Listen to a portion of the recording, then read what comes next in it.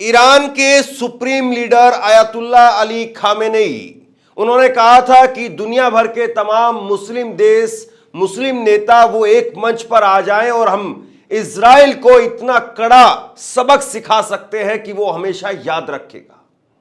और अब आप देखिए कि तमाम मुस्लिम देश अब धीरे धीरे करके एक मंच पर आते हुए दिखाई दे रहे हैं। अरब देशों ने सीधे तौर पर दो टूक जवाब दे दिया है और जिसके बाद में अमेरिका और इजराइल दोनों बैकफुट पर आ गए हैं। अरब देश अब अमेरिका के ऊपर प्रेशर डाल रहे हैं और इजराइल को दो टूक कह दिया है कि हम अपना एयर स्पेस ईरान के खिलाफ इस्तेमाल नहीं होने देंगे। एक तरीके से आप कह सकते हैं कि ये ईरान की इस वक्त में एक बहुत बड़ी ताकत है कि तमाम अरब देशों को भी अब खुल करके इस पर बोलना पड़ा है। खबर आपकी स्क्रीन पर है। ईरान पर हमले के लिए हमारे हवाई क्षेत्र में नहीं आए। मुस्लिम देशों ने अमेरिका इजराइल को दिया झटका, क्या करेंगे नेतन्याहू। इजराइल ने ईरान के बैलिस्टिक मिसाइल का हमले का जवाब देने की बात की है। अमेरिका ने भी इजराइल के जवाब देने के अधिकार का समर्थन किया है। इजराइल को ईरान पर किसी भी हमले के लिए जो पड़ोसी चाहिए, उन्होंने साफ कह दिया है कि हम इसमें साथ नहीं देंगे।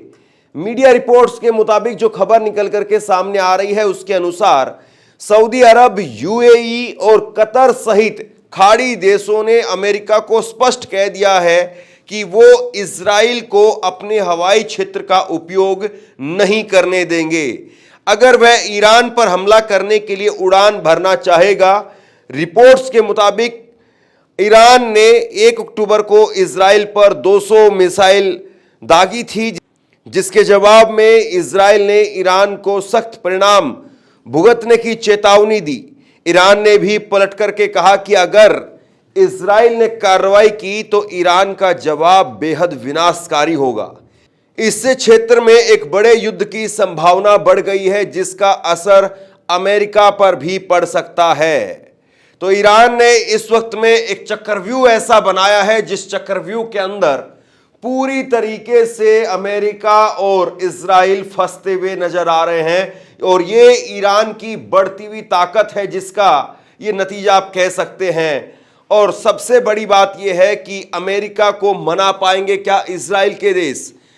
गैर अरब सिया देश ईरान लगातार अपने सुन्नी खाड़ी पड़ोसी देशों पर दबाव बना रहा है कि वे अमेरिका पर अपना प्रभाव इस्तेमाल करें। ईरान को डर है कि इजराइल उसके तेल उत्पादन केंद्रों को निशाना बना सकता है। इसके बाद में खाड़ी देशों ने यह कदम उठाया है। इसी हफ्ते हुई बैठकों के दौरान ईरान ने सऊदी अरब को आगाह किया कि अगर इजराइल को किसी भी तरह की मदद की गई तो वह खाड़ी देशों के तेल फैसिलिटी की सुरक्षा की गारंटी नहीं दे सकता है। यह जानकारी ईरानी अधिकारी और एक ईरानी राजनयिक के हवाले से दी गई है। अब जरा इसको आसान भाषा में समझिए। ईरान और इजराइल के बीच में इस वक्त में तनाव बना हुआ है, लेकिन ये दोनों कोई आपस में पड़ोसी मुल्क नहीं है जैसे भारत और पाकिस्तान है।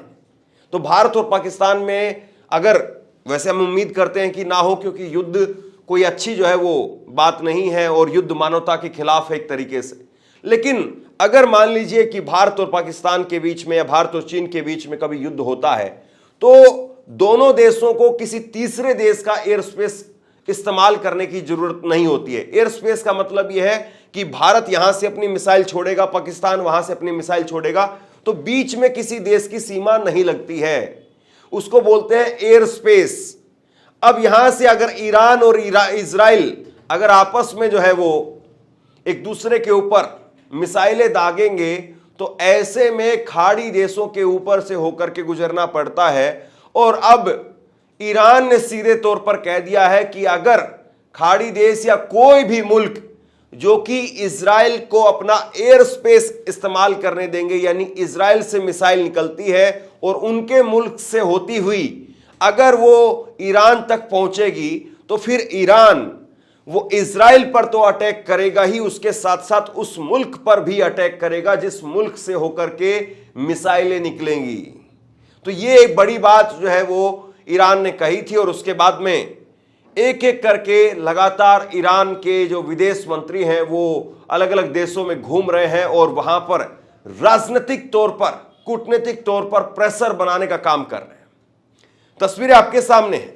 ईरानी तेल भंडार पर हमला रोकने के लिए अमेरिका पर दबाव बना रहे सऊदी और कतर। न्यूज एजेंसी रॉयटर्स की रिपोर्ट के मुताबिक सऊदी अरब, कतर और यूएई जैसे कई खाड़ी देश ईरान के तेल भंडारों और इजराइल हमला रोकने के लिए अमेरिका पर दबाव बना रहे हैं। इन देशों ने कहा है कि वो ईरान पर हमले के लिए इजराइल को अपना एयर स्पेस इस्तेमाल नहीं होने देंगे। तस्वीर आप देखिए, ईरान के विदेश मंत्री अब्बास अरागची और सऊदी अरब के क्राउन प्रिंस मोहम्मद बिन सलमान, इन दोनों की मुलाकात हुई है और ईरानी विदेश मंत्री ने यहां पर सीधे तौर पर उनको ये इस बात के लिए मनाया है कि आप किसी भी प्रकार से अपना एयर स्पेस वो ईरान के खिलाफ नहीं इस्तेमाल होने देंगे।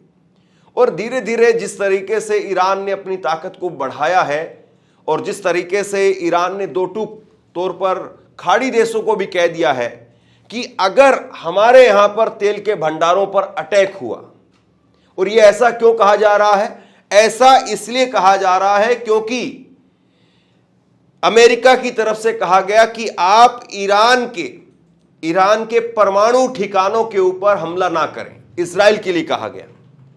तो उसके बाद में इजराइल के पास में एक बड़ी चीज बच जाती है, वो ये कि वो इजराइल के तेल ठिकानों के ऊपर हमला करे और तेल ठिकानों पर हमला करके ईरान की कमर तोड़ दे, अर्थव्यवस्था की कमर तोड़ दे। पैसा नहीं रहेगा ईरान के पास तो फिर कैसे? क्योंकि आज भी अपने आप में एक बहुत बड़ा हिस्सा ईरान की अर्थव्यवस्था का जो है वो तेल से आता है। तो ऐसे में अपने तेल भंडार को सुरक्षित रखने के लिए ईरान ने अपने विदेश मंत्री के हवाले से अलग अलग खाड़ी देशों के जो प्रमुख हैं उनसे मुलाकात की और उन्होंने कहा है कि अगर हमारे तेल भंडारों के ऊपर अटैक हुआ और अगर हमारे तेल भंडार जो है वो सुरक्षित नहीं रहे तो उसके बाद में आप लोगों के भी तेल भंडार सुरक्षित रहेंगे, इस बात की गारंटी हम नहीं ले सकते।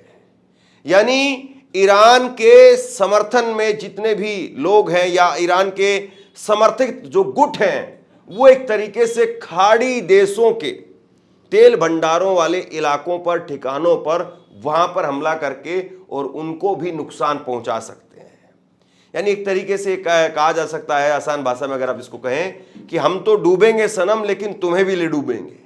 और उसके बाद में खाड़ी देश जो हैं वो भी अब चिंता में आ गए हैं कि अगर ईरान पर ऐसा वाकई हमला हुआ इजराइल का और कहीं फिर ईरान ने पलटवार में इजराइल के साथ साथ हमें भी रगड़ दिया तो फिर क्या होगा। और इसीलिए सब एक मंच पर आ रहे हैं। समाचार एजेंसी रॉयटर्स ने यह जानकारी खाड़ी देशों के 3 सरकारी आधिकारिक सूत्रों के हवाले से दी है। सूत्रों ने बताया है कि सऊदी अरब, यूएई और कतर सहित खाड़ी देशों ने अमेरिका से कह दिया है कि अगर इजराइल ईरान पर हमला करने के लिए उनके हवाई क्षेत्र पर उड़ान भरना चाहेगा तो वो इसकी अनुमति नहीं दी जाएगी। ईरान ने 1 अक्टूबर को इजराइल पर लगभग 200 मिसाइल दागी थी, जिसके जवाब में इजराइल ने कहा था कि ईरान को इसकी कीमत चुकानी पड़ेगी। जवाब में ईरान ने कहा था कि अगर इजराइल जवाबी कार्रवाई करता है तो उसका जवाब बड़े पैमाने पर विनाश होगा। दोनों देशों को की धमकियों से क्षेत्र में बड़े युद्ध की आशंका बढ़ गई है, जिसका असर अमेरिका पर भी पड़ सकता है। तो अब जो है वो प्रेशर जो है वो अमेरिका के ऊपर आ गया है और ये अमेरिका पर प्रेशर खाड़ी के मुल्क डाल रहे हैं। वो कह रहे हैं कि आप ईरान को कैसे भी करिए लेकिन ईरान को रोकिए। यानी अब कुल मिलाकर के कहें तो ईरान के पास में कोई बहुत ज्यादा ऑप्शन बचे नहीं है। ईरान के पास में ये है कि वो छुटपुट तरीके से हमले करके अपने लोगों का विश्वास जो है वो हासिल करे और अपनी ईगो को सेटिस्फाई करे। लेकिन बड़ा हमला ईरान पर इजराइल करने के बारे में ऐसा लगता है कि अब सोच भी नहीं सकता है। और अगर इजराइल ने ऐसा सोचा भी तो उसका परिणाम क्या होगा, किस तरीके से होगा, ये वाकई जो है वो इस वक्त में अपने आप में एक पहेली बना हुआ है। और ईरान ने जिस तरीके से बार बार सामने आकर के ये बात कही है, ईरान के अलग अलग मंत्रियों की तरफ से और सुप्रीम लीडर की तरफ से जो बात कही जा रही है, उससे तमाम देश जो है वो चिंतित है। ईरान लगातार अटैक कर रहा है, इसमें कोई शक नहीं है कि ईरान लेबनान के अंदर, गजा के अंदर लोगों को, स्कूलों को, मस्जिदों को अपना निशाना बना रहा है, लेकिन डायरेक्टली इजराइल के ऊपर, ईरान के ऊपर इजराइल अटैक करने की हिम्मत नहीं जुटा पा रहा है। और इसके पीछे सबसे बड़ी जो वजह है वो यही है कि ईरान इस वक्त में लगातार न केवल रूस के द्वारा दी गई मदद से मजबूत हो रहा है, बल्कि ईरान के हौसले भी अपने आप में बुलंद हैं। जब उन्होंने 200 बैलिस्टिक मिसाइलें दागी, उसके बाद से लगातार ईरान के हौसले बुलंद है और ऐसा लग रहा है कि ईरान पुख्ता तैयारी के साथ में इस बार आया है। और ऐसे में अब ईरान ने बाकी के खाड़ी देशों को अगर अपने साथ में कर लिया है और ये खाड़ी देश आखिरी तक अगर ईरान के साथ ही खड़े रहे, तो निश्चित तौर पर फिर इजराइल के लिए और अमेरिका के लिए बहुत बड़ी मुसीबत यहां पर खड़ी होने वाली है। सीधे तौर पर यूं कहें कि इजराइल अब अपने अंदर ही जो है वो जल करके अपनी ही आग में एक तरीके से अपने आप को ही नुकसान पहुंचा रहा है। बाकी ईरान को वो कोई बड़ा नुकसान पहुंचाने की कंडीशन में फिलहाल नहीं दिखाई दे रहा है। बहरहाल लगातार जो है वो मिडिल ईस्ट के इन देशों पर नजर बनी हुई है और जैसे ही वहां से कोई बड़ी अपडेट निकल करके सामने आती है, तुरंत आप तक पहुंचाने का काम करेंगे। शेयर कीजिए इस खबर को, लोगों तक पहुंचाइए और इसी तरह की तमाम खबरों के लिए ऑनलाइन न्यूज़ इंडिया को सब्सक्राइब कीजिए। आपका बहुत बहुत धन्यवाद।